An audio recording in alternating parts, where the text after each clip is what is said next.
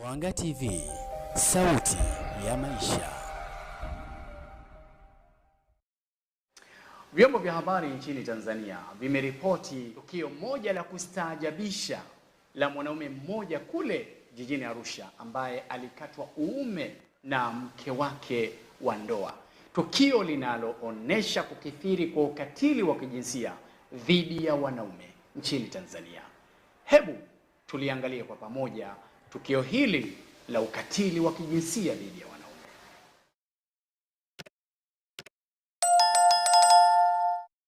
Tuna vita naye. Sasa tukajifunika kwenye blanketi. Usiku muda saa 7 akaanza kunitomaza. Nilivyosimama akaishika kisu akaikatia chini yote.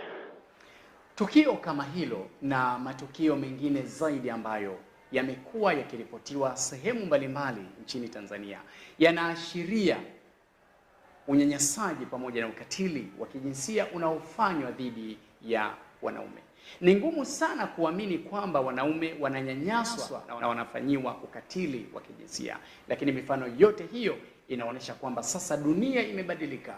Wakati ule tulipokuwa tukisikia kauli mbalimbali pamoja na sauti mbalimbali za wanawake wakilia kwamba wananyanyaswa na wanaume, leo tunavisikia vilio vya wanaume wakifanyiwa ukatili wa kijinsia na wanawake.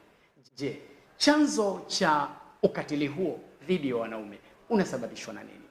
Amani ya Mungu iwe juu nawe. Jina langu ni Hamza Shabani Lusambo.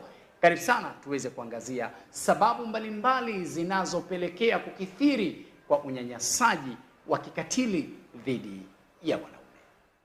Sababu ya kwanza ni msongo wa mawazo unaopelekea tatizo la afya ya akili. Tunapozungumzia afya ya akili, sio uchizi wala uenda wazimu. Afya ya akili, wataalamu wameweza kuizungumzia kwamba katika watu 10 unawaona, mmoja tayari ana tatizo la afya ya akili. Afya ya akili ni ule msongo wa mawazo kwa maana ya stress ambao unamfanya mtu akose amani, na bahati iliyokuwa mbaya inampelekea yeye kufanya baadhi ya mambo ambayo kibinadamu au katika hali ya kawaida anaweza asiyafanye mambo hayo. Baadhi ya wanawake wamekuwa na msongo wa mawazo ambao unasababishwa na mambo mengi, ikiwemo migogoro katika ndoa au familia, ikiwemo kuchitiwa na wanaume.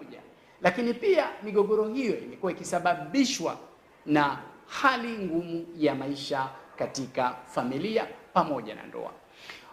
Msongo wa mawazo au tatizo la afya ya akili imekuwa ikiwapelekea baadhi ya wanawake bila kujielewa na kutambua